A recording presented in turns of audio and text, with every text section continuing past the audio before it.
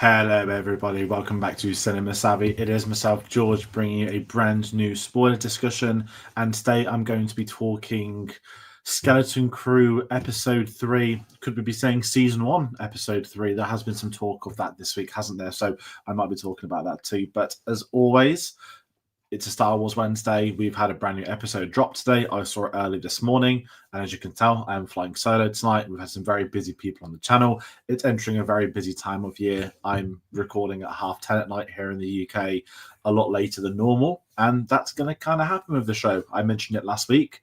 Talking of last week, a massive thank you to a lot of people that checked in. Some new subscribers from that video as well. Lovely to see. I hope you enjoyed it. I hope you enjoyed the videos we put out. If you've seen us from some of our shorts, where we uploaded a couple of clips from the episodes last week, I hope you've enjoyed those too. We spoke about the marketing, we spoke about the audiences, and also the mystery of At-Atin, which I'll be talking about again because today was a pretty important episode, as it should be 3 episodes in. But before I start getting into it, I do want to hear from everybody at home. So please do comment below with your thoughts on Skeleton Crew today, your thoughts on the first 3 episodes, particularly episode 3. Any Easter eggs you loved, where you think the story's going, what you think might be happening. I'm curious to know what you will think of that, so please do get involved. If you like this video, if you like what else we've been working on, we're entering a very, I'd say, busy time of year. It's getting up to Christmas. We've got a few Christmas videos going up. We're having a nice end to the year as such, nothing too heavy. So we do want to hear from you. If you enjoyed the video, of course, do help support the channel. You can like, subscribe. You can also find all of our social media posts where we're putting these videos: Facebook, Twitter, Instagram, Letterboxd, Blue Sky, all under linktree.com/cinemasavvy. That's going to round out getting into the intros. I mentioned I'm flying solo, so it's just going to be me waffling. Apologies for those that don't like that. For those that do, I hope you somewhat enjoy it. Yeah, let's crack on. I want to really quickly talk about episodes 1 and 2. It's been a week now. I was lucky to see them the Sunday, so I've had a sort of 10-day gap between episode 2 and 3. I've loved the reception of the show. It's gone down very well with the Star Wars fans. It's gone down very well with people I know that are into film, that are into TV, people that haven't enjoyed some of the more recent Star Wars stuff. It seems to have done really well. I am delighted at that. I've spoken in those few videos that I was pleasantly blown away. I didn't have high expectations as such, but I had a really good time watching this show, and I'm more than happy to say that stemmed into episode 3. But I really did want to talk about the reception of this, which is really nice. It's been lovely, not quiet as such in the Star Wars community, but it's, you know, we've got some casting news for the Mandalorian film. Jeremy Allen White is playing Rot of the Hutt. I really want to do a video on that, but I sort of can't because I can just think of the bear. And I sort of want to see Grogu in The Bear season 3, but that's a completely different conversation. But heading back to Skeleton Crew, this is a spoiler discussion as we talk about. At this point onwards, if you're not seen episode 3, you might want to tune out. I'm going to go through some of the major talking points. The episode was around about 35 minutes today, so a little bit shorter than episode 1, a little bit longer than episode 2. Maybe they're going to be going this length. I thought it was the perfect runtime, if I'm completely honest with you. I had a blast with this episode. There's some really cool things in here. I'm not just talking Easter eggs. The story, where the mystery of At-Atin is moving and progressing with. I am glad we got some answers this week, and like every great mystery, it adds more intrigue. And this episode has certainly continues to add more intrigue, not just via action, but via story, via new characters. So I'll be talking about those as well. But let's kickstart where we finished last week with the breakout, we can say. Of course, we're introduced last week to Jude Law playing Jordan Arwood.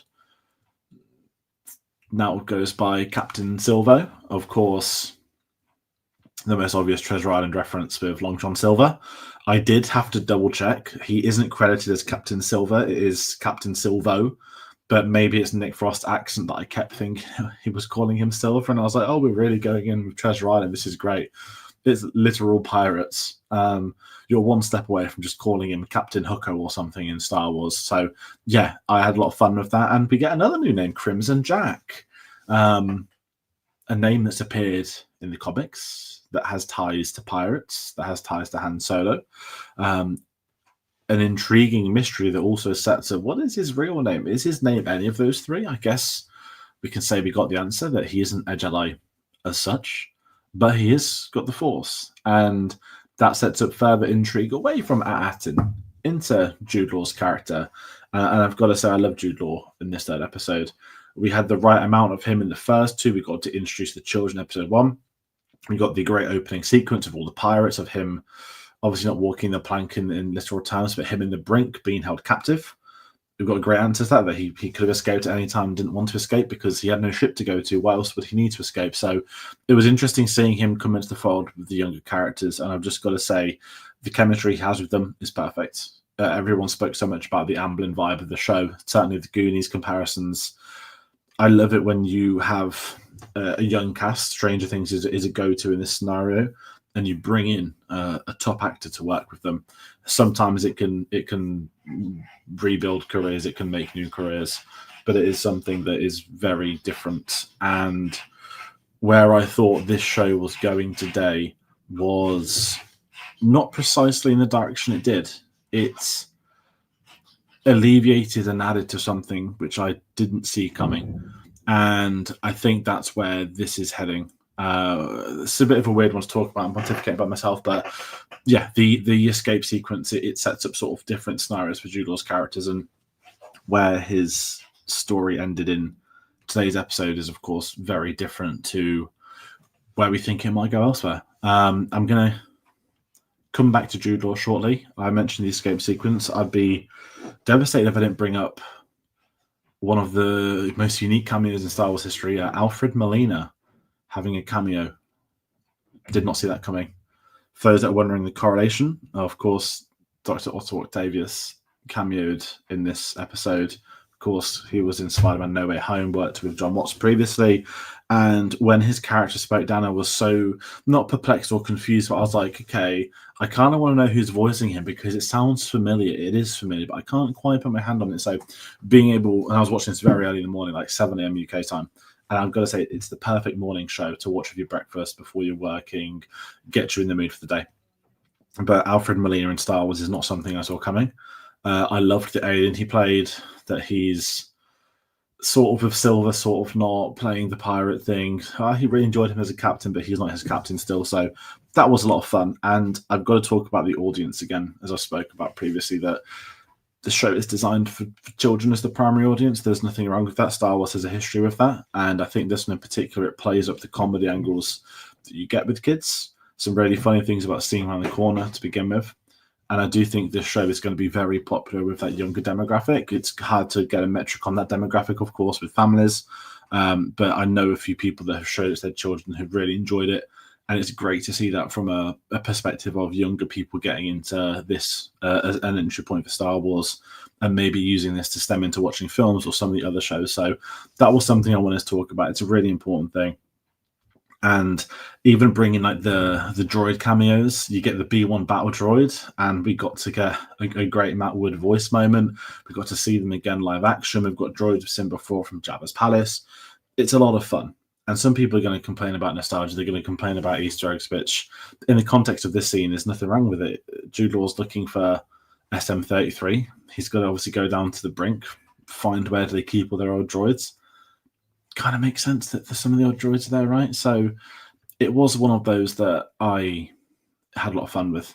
It's a fun little sequence. You get Alfred Molina, you get a B1 battle droid, you get a satisfying ending, straight into the comedy action, them escaping. And I've got to say, the action, let's talk VFX. This is a TV budget. It looks phenomenal seeing this on TV, as the Star Wars shows have done. At the cost of making the shows, they should look like this. But it's still quite interesting that even on the kids show, we're still getting incredible VFX. A lot of, I guess with this being a pirate show, we're going to get a lot of space sequences. We're going to get a lot of space battles. That's something we haven't, of course, we've had it loads of it in Star Wars, but we haven't really had it to this degree. We've seen this side of it more in things such as Clone Wars, such as Rebels. And I think it's a lot of fun to spend time with the sort of scum and villainy in Star Wars, which we haven't been able to do before. So that was something I wanted to talk about before. Where this goes moving forward, I don't know. I still love the choreography of that first episode where we got to see, the ship taking over the other ship, getting to the vault, the attack formation, and at the port we got to see, the turret set it up. We got the petrol line. We got to see the outcome of that, where it leaves Brutus and his crew. So it was once again interesting seeing where the story is heading. At the moment, today's episode was, of course, focused primarily on Jude Law, bringing him into the fold of the young children. And as I mentioned earlier, the chemistry he has with them is great. He leads by example and is up there with some of those great sort of, as I mentioned, Stranger Things, you bring the adult to act with the children. Sorry, I'm repeating myself. It's very weird dealing solo at times. But I'm going to talk about the core. We went to a new moon, no twilight pun intended, and we got to meet a new character. We'll butcher the pronunciation. It's like it's Kim, but how it's typed is KH''YMM. Voiced by I think it's Alicia Shawkat. Most will know her from oh dear me, I forgot the great name, the best sitcoms ever made. Banana Stand. That's really caught me off guard of Jason Bateman. I know that's going to come back to me out of sheer embarrassment.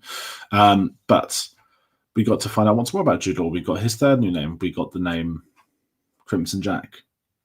You might be thinking Crimson Dawn. That's what I thought.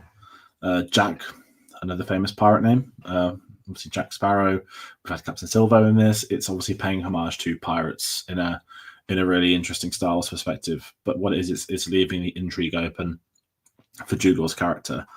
And we did get some questions answered with Atatin. We have a map as such, not like the maps of Skywalker, but we got the character of Kim, the logic of, is basically a library on a moon, and it charters hundreds and thousands of years of maps of history, of lore. And this character was excited at the concept of finding out what Atin actually is. I really liked that. I think some shows struggle with playing these narrative structures. I didn't think, as I said earlier, we'd get some answers 3 episodes in as to what has happened in this. Of course, we get the whole setup that, let's bring the police, obviously this went X-Wings, before they come, let's stall them. He's got kids with them, saying Kim to be a villain, but actually she is morally in the right on this. And I think the show does a great passing of the, hey, we're rooting for these kids, we're rooting for Jude Law. So at this point in time, we now don't want the X-Wings to catch them. And I thought that's a really interesting... David Lowery directed this episode, and his 2 episodes have been great. But I think it added something a bit more that if you're finding yourself aligning with the heroes, the protagonists, as we should. But at that point, that means you're aligning with the pirates, with the villains in a way. You want them to get home. You don't want the X-Wings to catch them. You don't want the New Republic to find out about them. That's a sign of great direction and great writing. And I think the show needs to be credited for when it does that. At the same time as that, going back to the intrigue side of things, when we're learning more about Atatim, we now have some confirmation that it's from the Old Republic. 14 hours ago, I saw this. Nebulae gases are potentially what's covered it. It might be why it remained undetectable. History believes that there is treasure there, that it's a myth. And obviously, they mentioned to pirates, to other people, that myth's an important thing. People believe in treasure from there. With Nanarwood, we even have segments of him in this talking with SM-33, thinking there's treasure. Where are they from? Are they really from here? And we somewhat have some form of coordinates where we're able to, through the patches on Fern's jacket, through the description the kids are saying, Wim living in disbelief that this boring planet of his is actually one of the most important planets there could be. I really like that dynamic that it continues to add a week in. But I think the Kim side of it worked well, that we had the right tangent against Jude Law, that we're not meant to trust him, but we're meant to follow him, to enjoy following him. And I'm really excited to see where that narrative goes. I hope we get to see Kim again in the show. I think we might. The X-Wing pilots going for ion blasters, not trying to kill them because they say consciously, hey, there's children here, we can't really kill them. So I like what it's doing. And it is adding further intrigue. It's adding great action set pieces. I didn't think we'd be having an X-Wing chase like 3 episodes in. It does make me wonder what we're going to get in the next few weeks. Like, if we've had this so early, where is the show going to keep going? Are we going to get some wild Star Wars version of like the Black Pearl? Or I was like, God, imagine Davy Jones in Star Wars. This show is really lending into the genre of pirate. Jude Law, obviously, a legend. He played, directed by David Lowery, the Peter Pan film, he played Captain Hook from memory. Could you imagine them bringing in, not other Captain Hook actors, because that sounds ridiculous, but I'm sat there thinking, okay, we've had Jason Isaacs and Star Wars before, but why not live action? I want to see how far this show can delve into pirates. I want to see what, not references it wants to, I want to see how far they're willing to go into that storyline perspective. Could the crew overthrow a captain? Could that apply to Fern? Could a pirate come in, take take over the ship and take control of the crew? Could we find out who owned the ship to begin with? It's setting up a really fun dynamic, and I think this is where Star Wars is at its absolute best. It's doing something brand new whilst keeping you somewhat in the familiar. You can look at it visually, know it's Star Wars. You can look at it from a writing perspective and know it's Star Wars, but it is able to take it to another level. And it has absolutely done that today. And I want to see more from this. I can't. If we're getting like some Alfred Molina pop up in Star Wars roles, who else could maybe pop up in this show? And I think it's going down well. I mentioned Jude having great chemistry with the kids. I haven't spoken about Neil yet. Start of the show, Neil Nation is the new hashtag that's going around on Twitter. Wim's been great to see him be getting a bit more of KB. We got to spend a bit of time with her parents. We were able to find out that it's almost a life support machine that she's wearing. So the intrigue of even KB's origin is going to continue to go. We've got the parents now trying to figure out how they're going to be able to get out of the barrier to get to their children. We know the barrier, no one can come in and out. We've got Wim's dad very quietly sat there pondering, thinking, is he going to try and break through of the planet? Is he going to be involved in getting to the finale? I think so. And I'm really excited to see where the parent side of things goes. I'm excited to see where the children's side of it goes. I'm excited to see where the Jude Law things go. And I think overall, 3 episodes in, that sets up, considering we're almost at the halfway point, a fantastic vibe to continue moving with. Vibe's the wrong word, but we're setting up a fantastic story, a story we've not had in Star Wars. And if it ends up being Treasure Island in space, I've got no problem with that. If it ends up being Star Wars' version of Pirates of the Caribbean, I've got no problem with that. It needs to keep delivering the way it has, and it's going to go down long in the memory for everybody watching this. And it's a massive credit to the talent involved, to John Watts, who came on board at a time when a lot of people have criticised, myself included. He saw the vision, he's completed it, and I'm really excited to see where the next 5 episodes go. So it's not me winding down for today. I'm not going to keep a video going for the sake of a video going. As I said, I'm flying solo. I do want to hear from people at home, so please do comment your thoughts on episode 3, your first 2 episode thoughts as well. Has this changed it? Even with Atatin, do you think there's a hidden mystery there? Do you think there could be a treasure within the mine? Do you think there could be anything at all going on? I'm curious. I'm glad they haven't answered too many questions. I'm glad they answered a few of them whilst then asking us some more on the. It's like a flowchart, isn't it? The mystery of Atatin, sorry. So I do want to hear from people, but heading to my final thoughts, I really enjoyed today. It's going to be a fun show. These aren't going to be the longest episodes. They're not going to be 3-4 of us deep diving into every single second or every single scene, but it is really interesting to know where people are going with the show. So that's going to round out for today. I know I'm not going to be on next Wednesday's episode. I'll get some details on who's going to be on those as soon as I can. But we've got a lot of other things happening on the channel. As I said, we're heading into Christmas. We've got the Cinema Savvy Christmas Classic series. Me and Sam did Miracle on 34th Street. That went up last night. The next one's going to be on Friday. We're talking Batman Returns on Friday the 13th, which is a Christmas film. Delighted to be joined from Neil from Get Your Comic Con on that one. So there's a lot more film stuff coming. We've got new releases. We've got Lord of the Rings, The War of the Rohirrim, Christ Almighty. We've got Craven the Hunter. Spunk is at an end. For those that haven't read it, there's a few new releases. Queer is out, which is struggling to get screenings near me, which is really frustrating. There's a few new films. I'm away for a couple of days. If I can see them, I'll try and get reviews up. If I can't, they'll come up another time. It is tricky running a channel, especially this time of year with so many things that we're all doing. We're all self-occupied with. So, as I said, there is more things happening. The best way to find out about those is getting us on social medias, linktree.com/cinemasavvy. We've also got a link to our Redbubble store as well. But we're on Facebook, we're on Twitter, Instagram. Letterboxd has been updated. That's looking nice now. And Blue Sky, we're on there too. So, as I mentioned, that's going to keep it short for today. It's going to be a little bit different. And we'll see you on the next one. Take care.